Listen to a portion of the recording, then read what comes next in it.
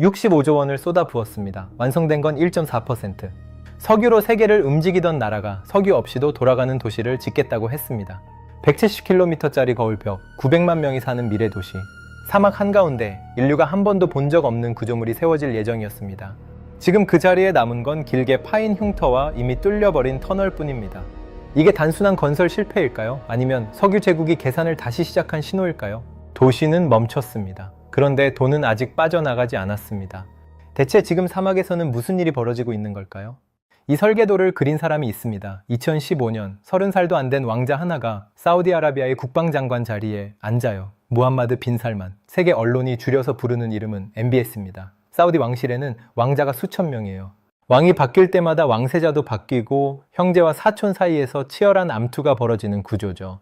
그 안에서 정점에 오르는 건 혈통만으로는 불가능합니다. MBS는 달랐어요. 아버지 살만 국왕이 즉위하자마자 국방장관에 임명된 그는 불과 2년 만에 자신보다 나이도 많고 서열도 높았던 사촌 무함마드 빈 나이에프를 전격 해임합니다. 2017년 6월 31살의 왕세자가 돼요. 사우디 현대사에서 전례가 없는 나이였습니다. 그런데 그는 왕세자가 된 것만으로 멈추지 않았어요. 2017년 11월 리야드의 리츠칼튼 호텔에서 전례 없는 일이 벌어집니다. 1박에 수백만 원을 호가하는 이 최고급 호텔의 문이 갑자기 닫혀요. 투숙객을 받지 않는다는 게 아닙니다. 봉쇄된 거예요. 왕자, 장관, 억만장자 381명이 감금됩니다. 바깥에는 무장 경비가 깔렸고 스위트룸은 독방이 됐어요.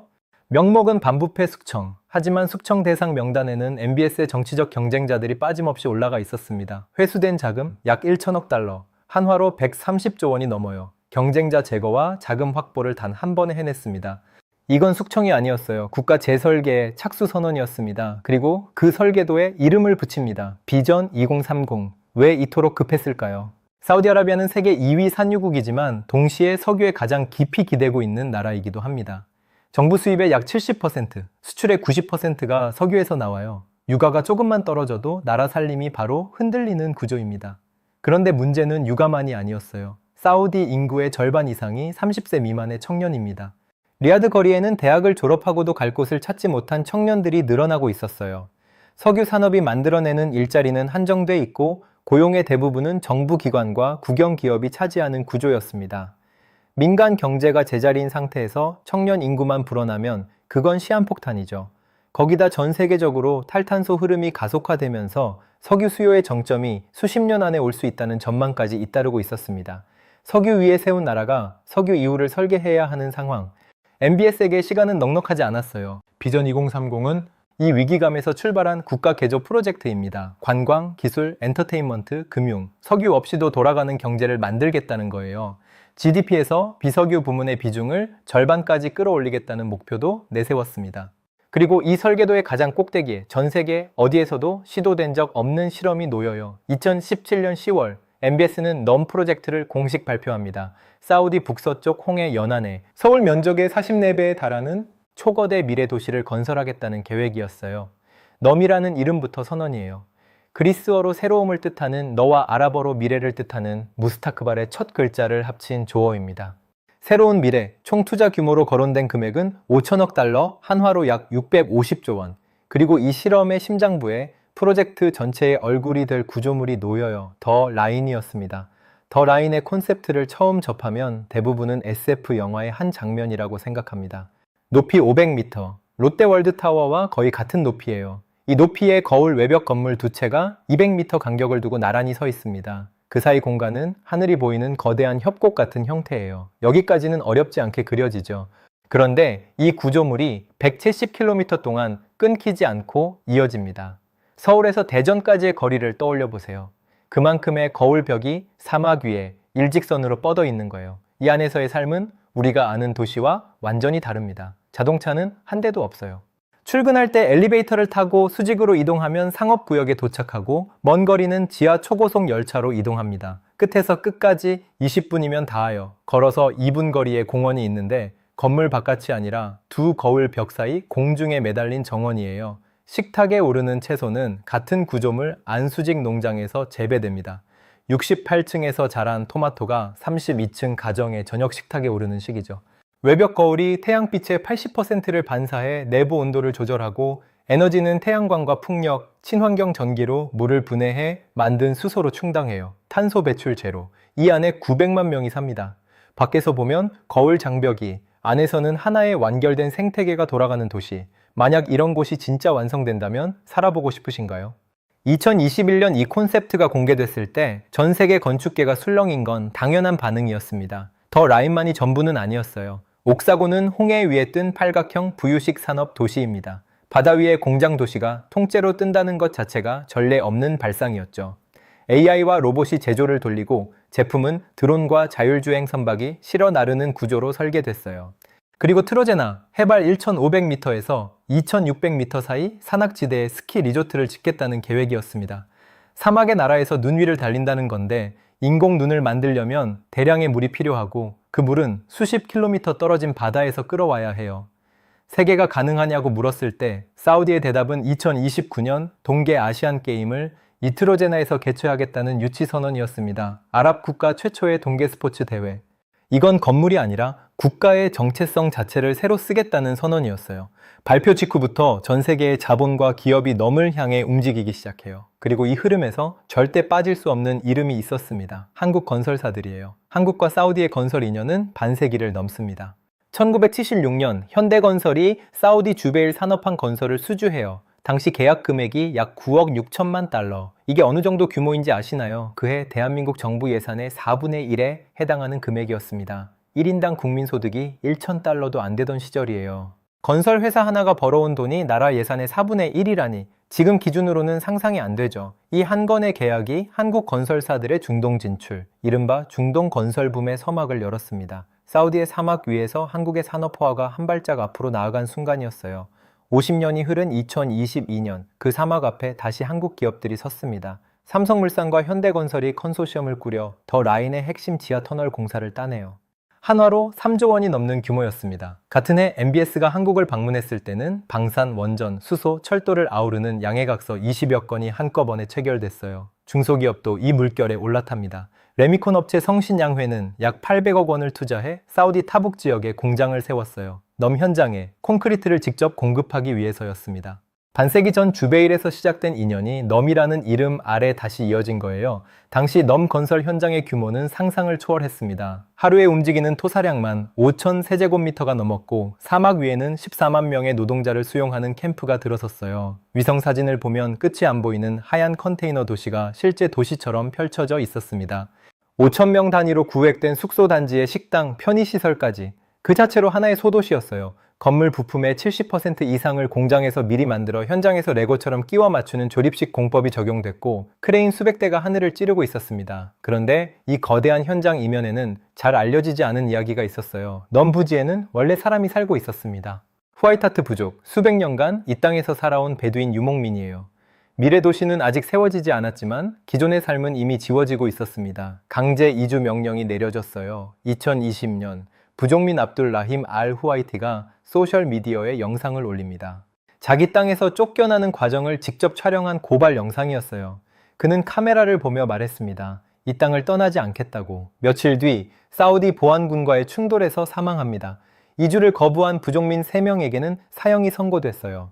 UN 인권 최고대표사무소가 공식 우려를 표명했고 국제인권단체들이 넘의 이면을 조명하기 시작합니다. 노동 현장도 마찬가지였어요. 2024년 영국 ITV가 넘 건설 현장 내부를 담은 다큐멘터리를 방영합니다.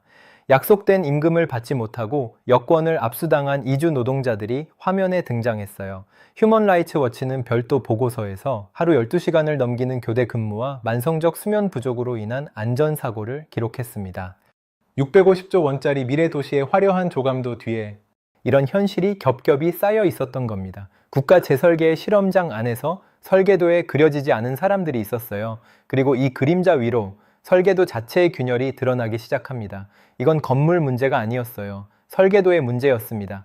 500m 높이의 구조물을 170km 잇는다는 건 생각할수록 전례 없는 도전이에요. 사막의 낮 기온은 50도를 넘기고 밤에는 급격히 떨어집니다. 이 온도 차이만으로 170km짜리 철골 구조물은 하루에 수미터씩 늘었다 줄었다를 반복해요.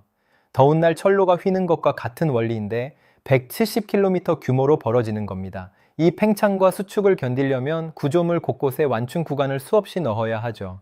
구조, 물, 에너지, 도시를 떠받칠 기본 요소가 전부 동시에 시험대에 올랐습니다. 거울 외벽의 열 반사 역효과, 철사의 이동 경로와의 충돌까지 겹쳤어요. 가능성을 둘러싼 논쟁은 끝나지 않았습니다. 이쯤 되면 이런 의문이 들 수 있어요. 이렇게 문제가 산더미인데 왜 공사는 멈추지 않았을까요? 실제로 이 모든 경고가 쏟아지는 동안에도 현장에서는 매일 5,000세제곱미터의 땅이 파이고 있었습니다.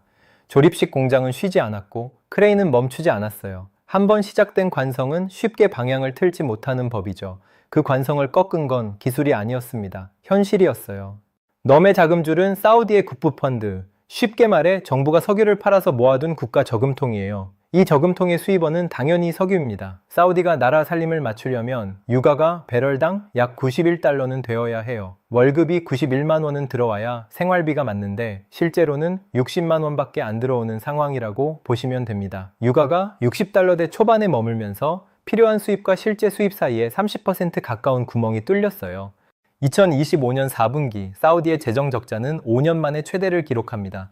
들어오는 돈은 줄었는데 쓸 곳은 오히려 불어나고 있었어요. 넌만 있는 게 아니었거든요. 리야드의 초대형 큐브 건물 무카브, 엔터테인먼트 도시 키디아, 홍해 리조트 아말라, 2030년 엑스포, 2034년 월드컵까지 접시 10개를 돌리는데 막대기는 2-3개. 설계도가 너무 많았습니다. 현실의 자원은 한정돼 있었어요. 2024년 월스트리트 저널이 내부 문서를 입수합니다. 170km였습니다. 2.4km로 줄었어요. 전체의 1.4%, 서울에서 대전까지 있겠다던 거울 벽이 여의도 한 바퀴 거리가 됐습니다. 꿈이 바뀐 게 아닙니다. 계산이 바뀐 거예요. 전 세계 언론이 일제히 같은 헤드라인을 걸었어요. 더 라인은 끝났다. 같은 해 11월 프로젝트를 2018년부터 이끌어온 CEO 나드미 알라스르가 사임합니다. 후임은 대행체제, 항해 중인 배에서 선장이 내린 겁니다. 그런데 바로 이 지점에서 놓치기 쉬운 장면이 하나 있어요. 전 세계가 사망 선고를 내리던 그 시간에도 사막에서는 굴착기가 돌아가고 있었습니다. 130km 넘는 터널 굴착은 계속됐고 항구 확장 공사는 2026년 터미널 개장을 코앞에 두고 있었어요. 65조 원어치의 철근과 콘크리트가 이미 땅속에 박혀 있었습니다. 포기하자니 묻어버린 게 너무 많고 계속하자니 앞이 안 보이는 진퇴양난이었어요. 이 설계도를 어떻게 해야 할까요? 찢어버려야 할까요? 아니면 다시 그릴 수 있는 걸까요? 2026년 1월 파이낸셜 타임스가 보도합니다. 약 1년간의 재검토 끝에 MBS가 더 라인의 원래 비전을 내려놓았다는 내용이에요. 900만 명의 거울 주거 도시. 그 자리에 새로운 이름이 들어섭니다. 글로벌 AI 데이터 센터 허브. 왜 데이터 센터였을까요? 지금 전 세계에서 AI 데이터 센터 수요는 폭발적으로 늘고 있어요. 빅테크 기업들이 수십조 원 규모의 투자를 쏟아내는데 가장 큰 골칫거리가 냉각과 전력입니다. 컴퓨터를 오래 쓰면 뜨거워지잖아요. 그게 건물 수십 차의 규모로 벌어진다고 생각하면 돼요. 그런데 더 라인은 홍해 바로 옆에 있습니다. 바닷물로 냉각하고 사막의 햇빛으로 전력을 돌리면 돼요. 사람이 살기에는 혹독했던 조건이 서버를 돌리기에는 세계 어디보다 유리한 환경이 되는 거예요. 이미 파놓은 터널은 서버실과 전력 케이블 통로로 바꿔 쓸 수 있고 항만 시설은 장비 반입 경로가 됩니다. 65조 원이 완전히 허공에 뜬 건 아닌 셈이죠. 이건 건물 문제가 아니라 설계도의 문제였습니다. MBS는 설계도를 찢지 않았어요. 다시 그린 겁니다. 같은 달 소식이 연쇄적으로 터져요. 무카브 건설 중단, 트로제나 동계 아시안게임 취소, 카자흐스탄 알마티로 이관. 2026년 사우디 예산안에서 넘이라는 이름은 빠져 있었습니다. 국가 재설계의 실험장이 실험 내용을 바꾼 거예요. 한국 기업들에게도 파장은 직접적이었습니다. 가장 먼저 짐을 싼 건 성신양회였어요. 800억 원을 투자해 세운 레미콘 공장, 가동 시작 1년 반 만에 멈춥니다. 잭팟이라 불렸던 사업이었어요. 삼성물산과 현대건설은 터널 공사를 이어가고 있지만 자금 집행이 밀리면서 속도를 조절 중이라는 보도가 나왔습니다. 반세기 전 주베일에서 시작된 한국건설의 중동 이야기가 넘에서 다시 시험대에 오른 겁니다. 그렇다면 넘은 끝난 걸까요? 65조 원 이상이 콘크리트와 철근이 되어 사막에 박혀 있습니다. 130km 넘는 터널이 뚫렸고 항만은 가동 중이에요. 폐기해도 천문학적 비용, 유지해도 천문학적 비용. AI 데이터 센터 전환이 궤도에 오르면 원래 꿈과는 전혀 다른 모습이지만 사우디 탈석유 경제의 거점이 될 수도 있어요.